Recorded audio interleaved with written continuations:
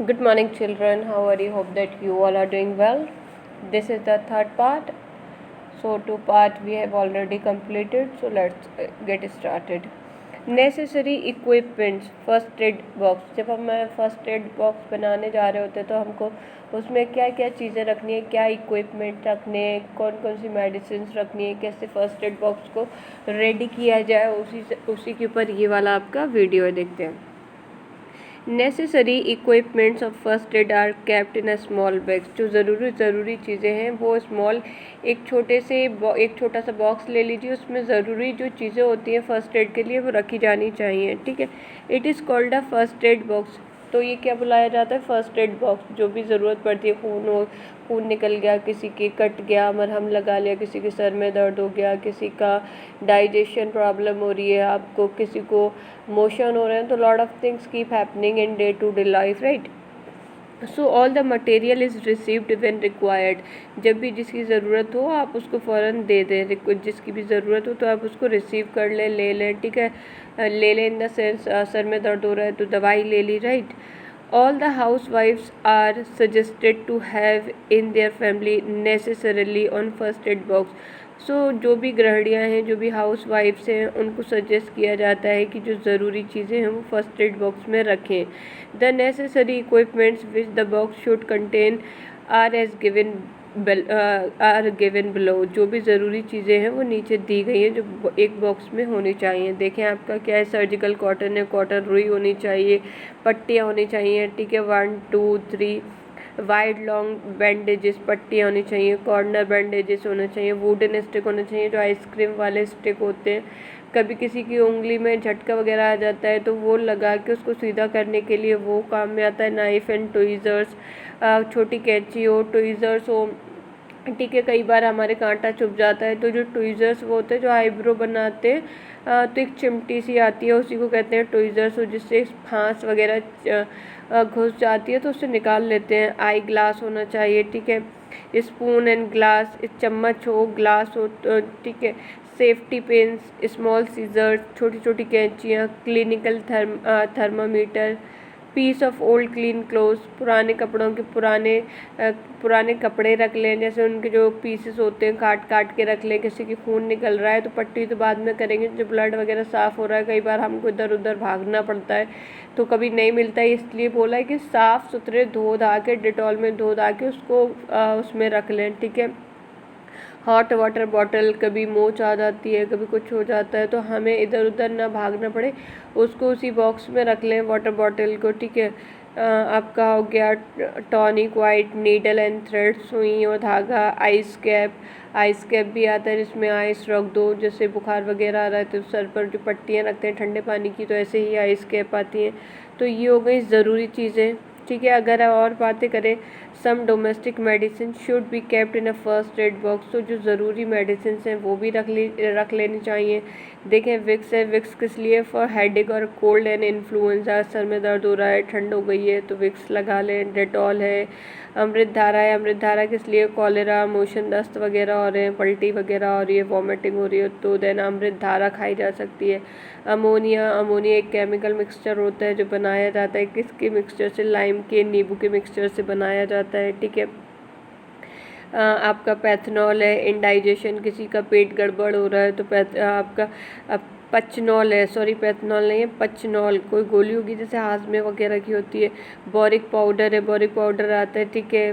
For fomentation of ice and wound wash, हमको boric acid हम क्यों यूज़, किसी को खून वगैरह लग रहा है तो पानी में डाल के उसके घाव को धो दो तो वहीं के वहीं वो बैक्टीरिया आगे नहीं बढ़ पाते हैं, ठीक है। ग्लिसरीन है, फॉर माउथ बबल्स, दाने हो जाते हैं मुंह में तो उसके लिए यूज़ किया जा सकता है। ग्लूकोज है, सर्दियाँ धूप में गए और एकदम से हमारा हालत बुरी हो गई है तो टू पैसिफाई हीट ट्रबल, एकदम से हीट गर्मी लग जाती है तो उसको शांत करता है ग्लूकोज, ठीक है। आपका है कोडोपायरिन, फॉर माउथ बबल, मुंह के अंदर मुंह में बबल्स हो जाते हैं उसके लिए है। आपका है क्या है? प्यूरोसिन, फॉर इंजरी और हर्ट, ठीक है, कोई चोट वगैरह लग जाती है तो ये है। अलम है आपका, टिंक्चर आयोडीन है, फॉर वुंड, ठीक है। आयोडेक्स है आपका बोन पेन के लिए, हड्डियों में वगैरह में दर्द हो रहा है। बर्नॉल है, तो ये सारी चीज़ें आपको रखनी चाहिए, ठीक है। कॉमन चीज़ें सभी जानते हैं, ऑलिव ऑयल, एनासिन, उनके आगे उनका यूज़ भी लिखा हुआ है कि किस लिए किन चीज़ों को यूज़ किया जा रहा है। ये लास्ट है, आपका फिनिश हो जाएगा। ये और बचा है, इसको और एक्सप्लेन कर देती हूँ। Basic suggestions for first adder. जो भी फर्स्ट एडर है, जो फर्स्ट एड बॉक्स बना रहा है, तो उसको कुछ सुझाव दिए जाते हैं उससे पहले वो क्या करे। The first aider can only provide the preliminary medical help to the person. जो फर्स्ट एडर है वो सिर्फ शुरुआती मेडिकल हेल्प दे सकता है पर्सन को, जिसको भी चोट वगैरह आई हो। वो खुद ही ना डॉक्टर बन जाए पूरा का पूरा, चलो अब मैंने तुम्हें दे दिया है, दर्द वगैरह दूर हो गया तो फिर डॉक्टर को भूल ही जाए, ये नहीं करना चाहिए। ये सजेशन दिया जा रहा है फर्स्ट एडर को, ठीक है। He can not replace a doctor, क्योंकि वो डॉक्टर को रिप्लेस नहीं कर सकता। डॉक्टर क्या करता है, एग्जामाइन करता है, ऑब्जर्व करता है। After that he prescribe any medicine. उसके बाद वो कोई मेडिसिन आपको सजेस्ट करता है कि क्या लेना है क्या नहीं लेना है, ठीक है। उस टाइम जो हुआ शांत हो गया, आपने कर लिया, आपने कंट्रोल कर लिया, that is good. Therefore, the first aider should follow the following suggestion in order to strengthen his effort. इसीलिए जो फर्स्ट एडर को है फॉलो करने चाहिए जो नीचे लिखे सजेशंस है, फॉलोइंग सजेशंस है, in order to strengthen his efforts, अपने प्रयासों को और भी ज़्यादा मजबूत बनाने के लिए। देखें कितने सजेशंस हैं, 9 सजेशंस हैं आपके। The first aider never become in hurry. एक तो जो फर्स्ट एडर है उसको कभी भी हरी में नहीं हो, जल्दी में नहीं होना चाहिए, फियर में नहीं होना चाहिए, नर्वस नहीं होना चाहिए। फर्स्ट एडर के अंदर ये 3 क्वालिटी नहीं होना चाहिए। जल्दबाजी में ना हो, खुद ना डरा हुआ हो, नर्वस ना हो जाए। कोई देख के किसी का हाथ कट गया और वही जो फर्स्ट एडर है, जो फर्स्ट एड मतलब जिसने फर्स्ट एड बॉक्स तैयार किया है वही घबरा रहा है, तो पेशेंट तो जिसको लगी है, जो इंजर्ड पर्सन है, तो वो ऑलरेडी घबरा जाएगा, right. He should show his quick wit, उसको अपनी समझदारी दिखानी चाहिए। And make favourable efforts to keep fit the injured और ट्रबल्ड पर्सन। और क्या उसके लिए ऐसे प्रयास करने चाहिए, जो भी पेशेंट है और जो भी इंजर्ड घायल इंसान है उसको टाइम पर चीज़ दे दें और उसको रिलैक्स और महसूस कराएं, और आप उल्टा ना डिस्कम्फर्ट में आ जाए, राइट। ओके, नेक्स्ट पॉइंट है the first adder should immediately remove the external causes of wound और इंजरी। ये क्या बोल रहा है, जैसे अब देखिए छुरी लग गई है, किसी के सुई लग गई है, सुई घुसी रह गई है, खून निकले जा रहा है, खून निकले जा रहा है, तो जो भी एक्सटर्नल कॉजेज हैं, अब सुई लगी है तो सुई को निकाल लें, पहले छुरी लग गई है किसी की तो छुरी को वहाँ से निकालें जिसकी वजह से वो खून बह रहा है, तो कह रहे हैं शुड इमीडिएटली रिमूव, फ़ौरन के फ़ौरन उन चीज़ों को निकालनी चाहिए। मान के चलो किसी का रोड में एक्सीडेंट हो गया, ठीक है, तो क्या चीज़ है वहाँ पर, लोहे वगैरह उसके लगा हुआ है बॉडी के अंदर, तो उन सारी चीज़ों को पहले निकालो, खून को रोको, राइट।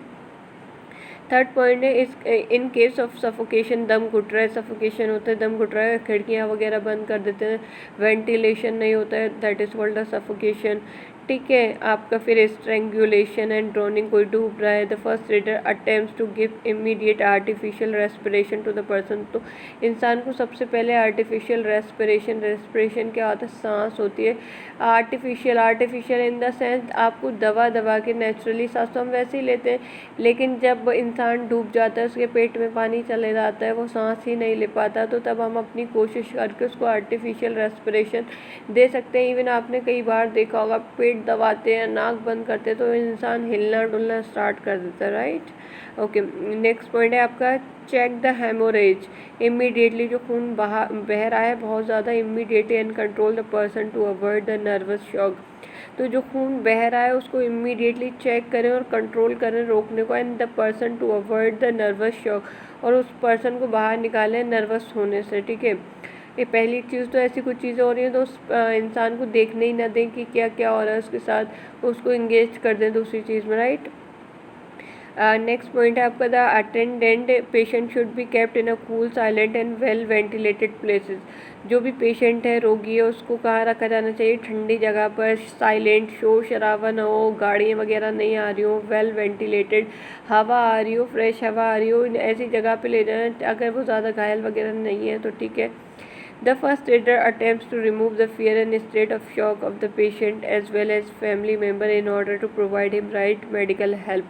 तो फर्स्ट एडर को क्या कोशिश करनी चाहिए कि डर निकाले और उसका शॉक निकाल दे। पेशेंट का किसी का एक्सीडेंट हो गया तो ऑटोमेटिकली वो इंसान बहुत ज़्यादा डरा होगा, जो भी फर्स्ट एडर है जो उसकी हेल्प कर रहा है उसका डर निकाले सबसे पहले, और उसके जो फैमिली मेम्बर है फ़ोन कर रहे हैं उसको भी इस तरीके से बताएं कि वो नॉर्मल रहें और पता चल जाए, ठीक है। In order to provide him right medical help, ताकि वो मेडिकल हेल्प ले सके। फैमिली को आपने देखा होगा कई बार रोड पर एक्सीडेंट हो जाते हैं, उसकी उसकी मोबाइल में से फ़ोन नंबर वगैरह निकाल के घर पे कॉल कर देते हैं वो लोग, और वो और घबरा जाते हैं क्या हुआ क्या हुआ। इवन उस टाइम हमको ये सोचना होता है कि पेशेंट किस तरीके से रिकवर होना है, राइट। सो नेक्स्ट पॉइंट है lose all the tight cloth of the person and put off shoes and belt etcetera. तो जो भी सारे कपड़े उन्हें ढीला कर दें, जो भी इंसान पहना हुआ है, पैंट है, पैंट की बेल्ट हटा दें, शूज़ पहना हुआ है उसकी शर्ट वगैरह के बटन खोलें, सबसे पहले ये काम करें, right. And the last point is that immediately rush to contact a doctor, doctor से जितनी जल्दी हो सके कॉन्टेक्ट करें, और nursing home at the nearest place. सबसे पहले घर के आसपास वाले में ही ले जाएं, क्योंकि अगर डॉक्टर है तो ऑलरेडी इसके पास इन्फॉर्मेशन होगी, आफ्टर चेकिंग के बाद उसको दूसरे हॉस्पिटल में ले जाया जा सकता है। आपका पूरा चैप्टर एक्सप्लेन हो गया है, क्वेश्चन आंसर में सेंड कर दूँगी, राइट।